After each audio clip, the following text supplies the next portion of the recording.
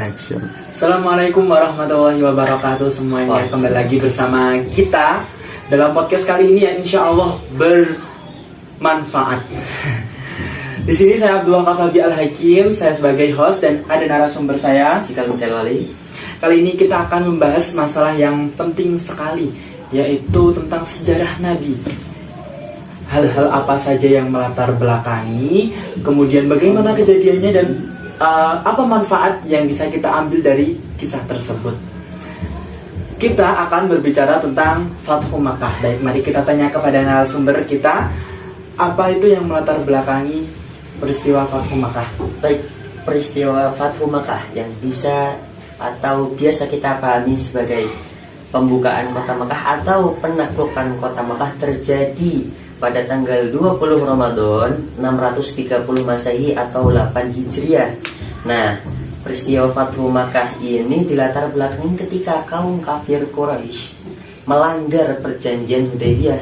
Perjanjian Hudaybiyah itu perjanjian yang disepakati oleh kaum muslim dan kaum kafir Quraisy. Dalam perjanjian Hudaybiyah itu ada beberapa poin penting. Salah satu poin pentingnya itu adalah melakukan gencatan senjata selama 10 tahun. Gencatan senjata agar tidak berperang, tidak menumpahkan darah selama 10 tahun. Nah, namun kaum kafir Quraisy melanggar janji tersebut. Dengan cara apa melanggarnya? Kaum kafir Quraisy membantu Bani Bakar, sekutu dari kaum kafir Quraisy, untuk menyerang Bani Khuza'ah, sekutu dari kaum muslimin. Nah, dengan penyerangan tersebut yang terjadi secara tiba-tiba, ada korban yang berjatuhan dari kaum Bani Khuza'ah. Lalu pemimpin Bani Khuza'ah, Ali bin Amr Al-Khuzai,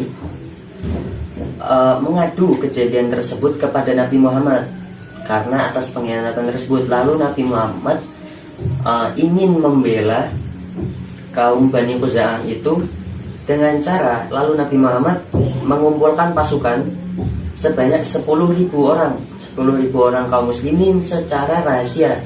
Karena kenapa? Ketika Nabi Muhammad mengumpulkan pasukan secara rahasia, kaum kafir Quraisy otomatis tidak tahu dan mereka tidak mempersiapkan untuk perang. Mereka tidak sempat mempersiapkan senjata, pasukan, dan perbekalan makanan dan lain-lain. Lalu Nabi Muhammad bergerak secara rahasia juga ke Mekah. Lalu ketika sampai di Mar Az-Zahrah, tempat yang di dekat Mekah, Nabi Muhammad dan pasukannya itu ditemui oleh seorang yang namanya Abu Sufyan. Abu Sufyan lalu mengislamkan dirinya atau masuk Islam mu'alaf di depan Nabi Muhammad SAW. Lalu Nabi Muhammad berjalan ke Mekah menaklukkan kota Mekah melalui 4 penjuru. Melalui 4 penjuru yaitu melalui 4 penjuru. Melalui 4 penjuru. Mohon maaf tadi lupa. Baik, Nabi Muhammad dan pasukannya menaklukkan kota Mekah dari 4 penjuru. Pasukan pertama dipimpin oleh Nabi Muhammad, pasukan kedua dipimpin oleh Khalid bin Walid, pasukan ketiga dipimpin oleh Zubair bin Awam, dan pasukan keempat dipimpin oleh Qais bin Zubadah. Lalu pasukannya Nabi Muhammad membersihkan Ka'bah, di sekelilingin Ka'bah agar berhala-berhala tersebut dijatuhkan. Berhala-berhala tersebut berjumlah 360 berhala atau patung. Lalu Nabi Muhammad melakukan pengumuman penting.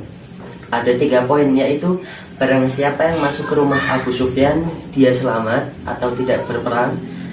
Lalu barang siapa yang masuk ke Ka'bah, dia juga selamat. Dan yang terakhir, barang siapa yang masuk ke dalam atau mengunci pintunya tidak ikut berperang, maka dia selamat juga. Lalu sembari Nabi Muhammad dan pasukan-pasukannya meratakan berhala-berhala tersebut, Nabi Muhammad membacakan ayat Al-Quran yang berbunyi, wa qul ja'al haqqu wa zahaqal batil innal batila kana zahuqa. Dan datanglah kebenaran dan lenyaplah kebatilan, sesungguhnya kebatilan itu adalah sesuatu yang benar-benar lenyap. Quran Surat Al-Isra ayat 81. Masya Allah. kita bisa mengerti tentang cerita bagaimana dari latar belakangnya hingga peristiwanya sehingga terjadilah yang namanya Fathu Makkah itu tadi. Nah, kemudian dari peristiwa yang besar itu tadi, Fathu Makkah tadi, ibrah atau manfaat apa yang bisa kita ambil dari peristiwa itu? Ibrah yang sangat mencolok di sini adalah kita tidak boleh melanggar janji. Kita itu harus menepati janji. Misalnya ketika kita berjanji untuk melakukan hal tersebut yang kita janjikan, kita harus melakui.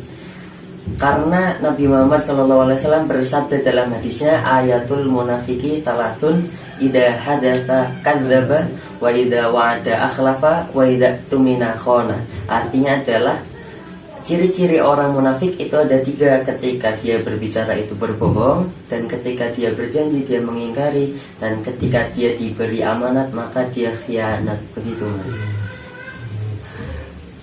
Baik, terima kasih. Begitu saja demikian dari kami. Cukup sekian. Mohon maaf. Wassalamualaikum warahmatullahi wabarakatuh.